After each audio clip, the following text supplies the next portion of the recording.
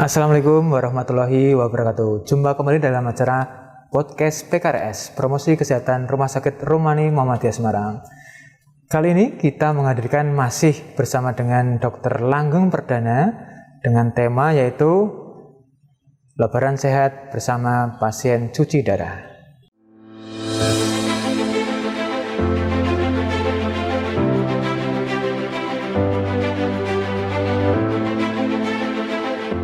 Assalamualaikum dok. Waalaikumsalam warahmatullahi wabarakatuh. Bagaimana kabarnya nih dok? Alhamdulillah baik mas, sehat. Terima kasih dok sudah berkenan untuk bergabung dalam acara podcast PKRS. Tema kali ini adalah terkait dengan kompetensinya Pak Dokter ya. Karena Pak Dokter adalah dokter pelaksana di hemodialisa ya.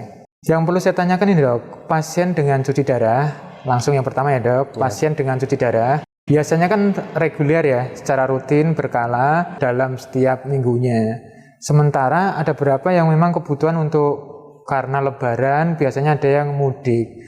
Apakah bagaimana dok mekanisme terkait dengan pasien-pasien dengan cuci darah dan yang melakukan mudik, apakah bisa melakukan cuci darah di tempat yang lain tidak seperti pada biasanya dok? Jadi sebagaimana yang lebaran-lebaran sebelumnya, lebaran itu pelayanan hemodialisis biasanya tetap buka. Kita juga tetap melayani pasien untuk yang hemodialisis reguler. Namun apabila pasien ada keperluan untuk mudik, biasanya jauh-jauh hari sebelum lebaran itu pasien sudah tembusi dulu ke rumah sakit di sekitar daerah yang dituju, ada tempat atau tidak untuk melaksanakan unit hemodialisis di sana. Itu namanya traveling hemodialisis. Nembung dulu di sana, oh ada tempat, terus kemudian persyaratan apa yang harus dipenuhi, misal persyaratan administratif, rujukan dan screening laborat dan lain-lain itu dipenuhi juga. Kemudian setelah mendapatkan tempat di sana mengabarkan ke kita, dok atau bapak, disampaikan ke bapak ibu perawat, nanti saya tanggal sekian mau traveling ke rumah sakit ini tanggal sekian sampai sekian, biasanya seperti itu. Berarti memang ada istilahnya apa? Jejaring terkait dengan rumah sakit, antar rumah sakit itu dok ya? Nah, itu yang menghubungi dari pihak pasien atau keluarga sendiri. Oh gitu. Gitu. Karena kita juga tidak bisa mencarikan tujuan yang mana dan kita kan tidak tahu kondisi masing-masing rumah sakit bisa menerima atau tidak. Seperti itu. Apa sih dok untuk selama mudik biar aman, selain prokes tuh hal-hal yang perlu diperhatikan apa lagi dok? Ya. Bagi pasien-pasien cuci darah yang mau mudik, persilahkan. Beberapa tips diantaranya adalah tadi, tetap menjaga protokol kesehatan, dan kalau bisa memang sudah vaksin, apalagi yang lebih utama adalah sudah vaksin booster, yang pertama. Kedua, direncanakan, di planning jauh-jauh hari, jangan sampai mudik itu mendadak. Karena dengan sebagai pasien itu juga butuh cuci darah.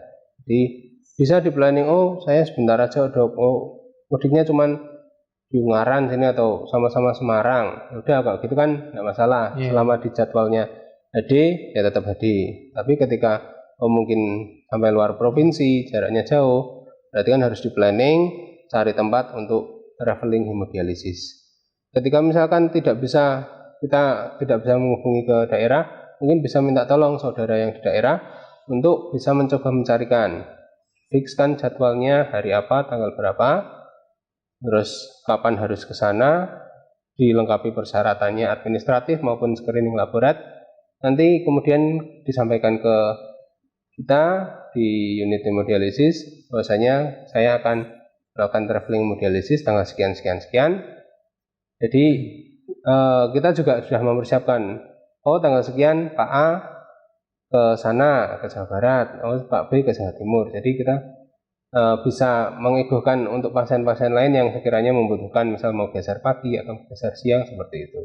Tipsnya apa dok kalau selama di perjalanan dari pasien cuci darah ini?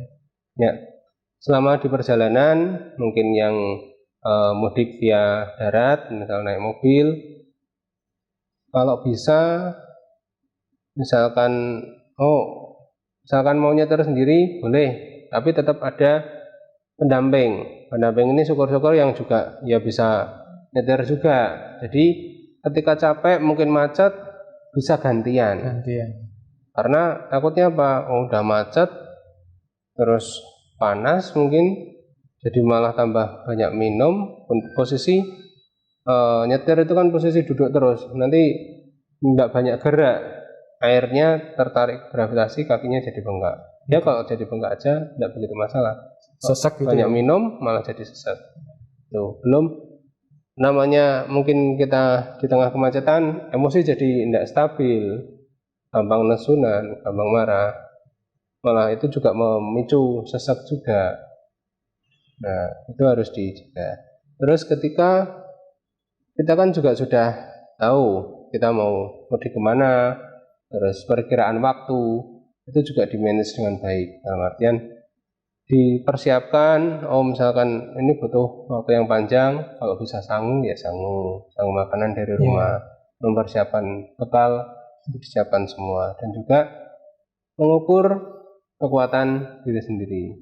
Kalau sudah capek ya udah minggir dulu di rest area. Harapannya sampai di tempat lokasi mudik yang dituju badan juga tetap fit, jangan sampai harapannya di tempat lokasi mudik itu happy tapi malah ngelokro, malah badannya nggak enak semua karena capek di perjalanan. Juga dipersiapkan obat-obat yang biasa dikonsumsi. Baik, kalau untuk Rumani sendiri Dok, terkait dengan layanan hemodialisa, waktu ini Lebaran kan perkiraan hari Senin ya? Ya. Senin ini seperti ini tetap membuka layanan atau bagaimana Dok? Seperti yang tahun-tahun sebelumnya, kita biasanya Lebaran tetap buka untuk pelayanan hemodialisa. Berarti memang tenaga dan peralatan juga standby Dok, siap ya? Apalagi untuk kondisi-kondisi yang membutuhkan darurat atau CITO, kita tetap bisa melayani, tetap ada jadwal. Kalau beberapa dari pengalaman yang lalu, bagaimana perasaan atau mungkin ada keluhan dari pasien cuci darah yang melakukan istilahnya apa? Lebaran di rumah sakit ya Dok? Ya betul. Jadi ada beberapa pasien yang dengan adanya Idul Fitri, otomatis pasien sholat id dulu. Biasanya pelayanan kita juga agak mundur. Jadi biasanya mungkin jam 7, ini mungkin mundur dari jadi setengah 8 atau jam 8 baru mulai pelayanan. Tapi untuk durasinya tetap sama ya? Durasi 4 sampai sama. berapa jam tuh? Ya, biasanya di Romani kan juga mengadakan sholat id. Ada yang datang datang lebih awal, terus kemudian sholat id di sini dulu, baru kemudian menjalankan hemodialisa, baru setelah itu pulang silaturahim dengan keluarga dan tetangga di rumah, juga ada yang seperti itu. Oh, berarti bisa sholat id sekalian ya langsung? Ya, biasanya ada yang seperti itu. Pasien setelah sholat id langsung cuci darah di rumah sakit Rumani. Setelah itu pulang seperti biasa. Ya. Kemudian biasanya ya Dok, kalau di rumah kan ini tetap karena suasana Lebaran, tetap banyak makanan. Istilahnya hati-hati terhadap makanan yang ada di rumah. Seperti apa Dok? Ya. Yang terpenting adalah mau itu puasa, mau itu Lebaran, mau itu hari apa aja, yang penting adalah ketika mengkonsumsi makanan adalah selektif dari jenisnya. Kita juga seringkali mengedukasikan kepada pasien makanan-makanan apa saja yang boleh dan apa saja yang tidak boleh. Itu harus dipatuhi. Terutama untuk pasien-pasien yang sudah menjalankan cuci darah, buah-buahan dikurangi, terutama buah-buahan yang mengandung kalium yang tinggi. Misal diantaranya mungkin mangga, terus kemudian belimbing, pisang, dan termasuk olahannya. Termasuk olahannya? Ya, kedua biasanya air kelapa, termasuk olahannya. Mungkin biasanya yang Lebaran mau bikin es degan atau apa, itu ya memang boleh bikin, tapi kalau pasiennya ya jangan minum. Yang minum keluarganya aja, tamunya kan boleh. Seperti itu. Itu yang pertama dari jenis. Yang kedua adalah jumlah. Jumlah ini termasuk misalkan konsumsi air dan lain-lain boleh, tapi tidak berlebihan. Punya takaran-takaran masing-masing. Ibarat kata kita kan selama bulan Ramadan juga diajarkan bagaimana bisa mengerem makan supaya makannya tidak berlebihan. Tapi masa Lebaran baru sehari dah langsung kebablasan, jangan sampai seperti itu. Hanya dua tadi ya, terkait dengan jenis sama jumlahnya dalam batasan. Sementara batasannya pun ini ya belum, masing-masing berbeda ya? Masing-masing pasien berbeda. Jadi pasien punya kondisi yang berbeda-beda. Ibarat kata pasien si A makan buah mangga, oh saya enggak apa-apa dok, tapi si B baru 1 potong 3 potong, beberapa jam kemudian kok badannya nggak enak semua, sesek, berarti kan itu tidak boleh, harus jadi pantangan. Tidak ada khusus untuk mengurangi garam, gula itu? Nah, untuk masalah garam tergantung kondisi tekanan darah juga. Betul. Apalagi pada pasien-pasien yang sudah memiliki hipertensi atau darah tinggi, tensinya apalagi tidak terkontrol, itu memang harus dikurangi. Misalnya seperti garam, santan, makanan-makanan yang berpengawet, kemudian yang gorengan-gorengan, biasanya kan banyak itu, kue, cookies, dan lain-lain. Apalagi misal, suguhan goreng apa, biasanya nggak biasa bikin gorengan, terus bikin gorengan buat, itu memang harus dikurangi. Baik dok, berarti tetap dikembalikan kepada masing-masing pasien bagaimana caranya bisa menahan diri ya dok? Ya betul. Prinsipnya boleh, tapi dalam batas berlebihan. tertentu, tidak berlebihan. Untuk pasien cuci darah, selain makanan, yang perlu diperhatikan juga adalah aktivitas. Seringkali kita mungkin, saya tidak mudik kok dok, cuma di rumah aja.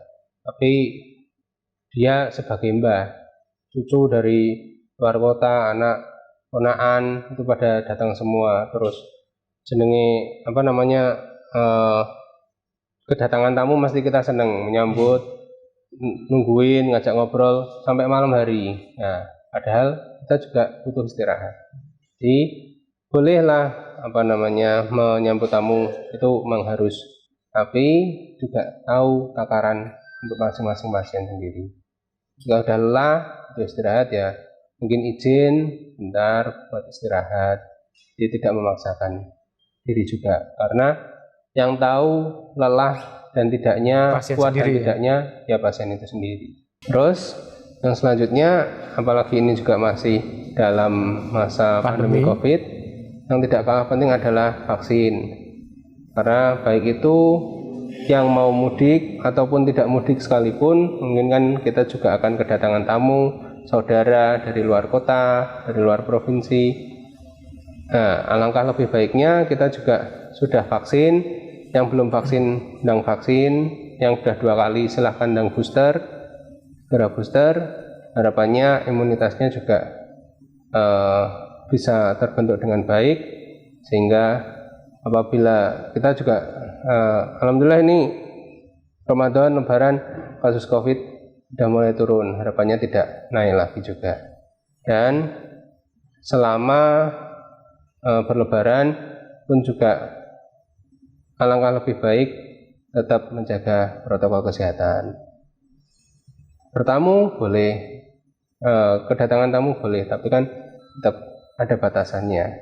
Misalkan kita tetap menyediakan hand sanitizer atau tempat cuci tangan, ketika datang langsung cuci tangan seperti itu, tetap menggunakan masker, meskipun itu di rumah saudara atau tetangga kita. Karena dengan kita menjalankan protokol kesehatan dengan baik, kita juga sama-sama menjaga dan melindungi untuk kesehatan baik diri kita maupun orang yang kita kunjungi. Jaga diri, jaga sesama ya dok? Iya, betul sekali. Kalau pasien dengan cuci darah itu termasuk faktor risiko terkena COVID ya dok ya?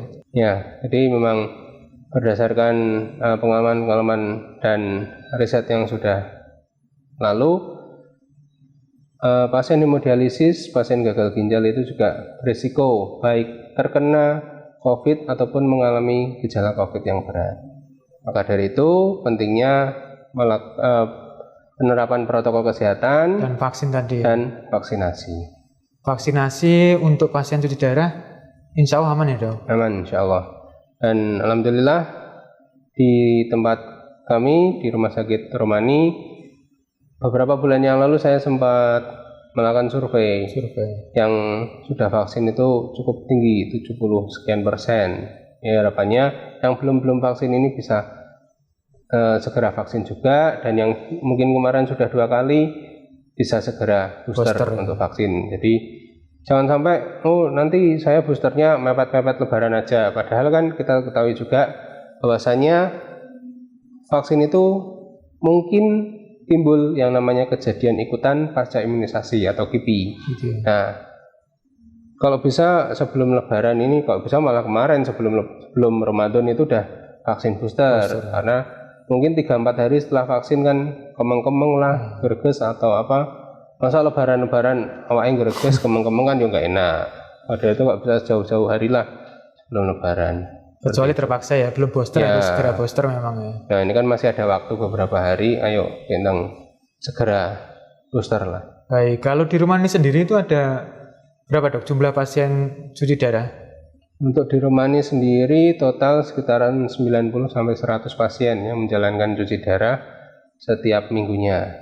Dari ini ya berbagai latar belakang ya? Ya betul sekali. Ini itu terbagi dalam 3 hari, jadi kita ada pelayanan di hari Senin, Kamis, Selasa, Jumat, dan Rabu, Sabtu, baik di pagi maupun di sore hari.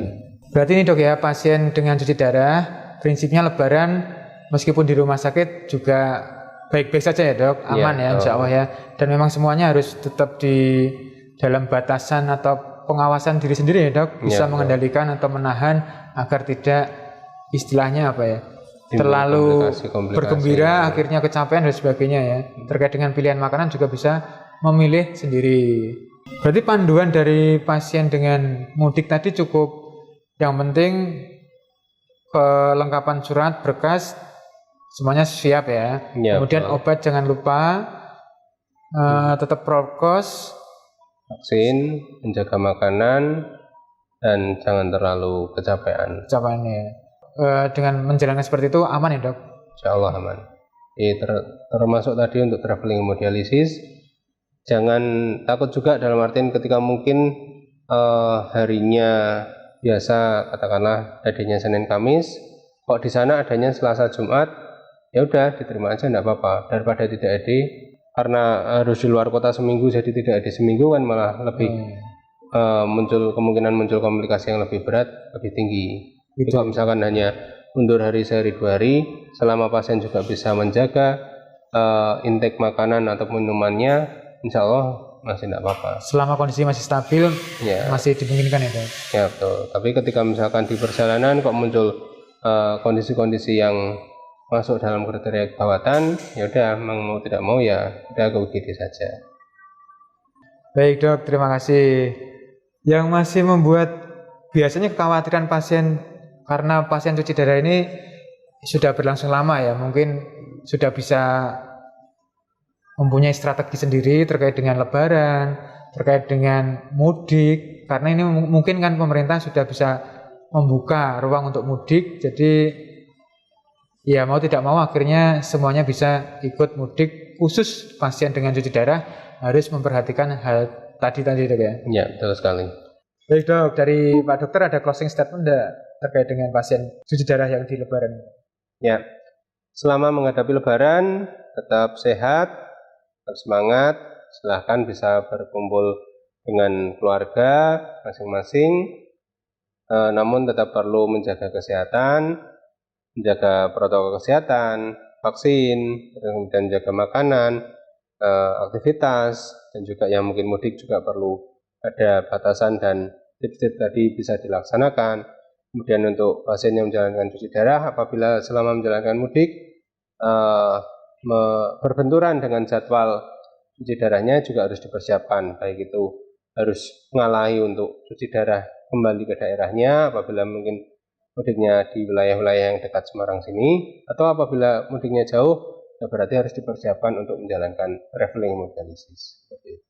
Baik, terima kasih dok atas penjelasan, semoga bermanfaat. Ya, amin. Terima kasih kepada Sobat Romani yang sudah mengikuti acara podcast ini. Tetap semangat dimanapun Anda berada, dan kita tetap saling menjaga diri dan jaga sesama. Sekali lagi terima kasih, semoga bermanfaat. Assalamualaikum warahmatullahi wabarakatuh. Waalaikumsalam warahmatullahi wabarakatuh.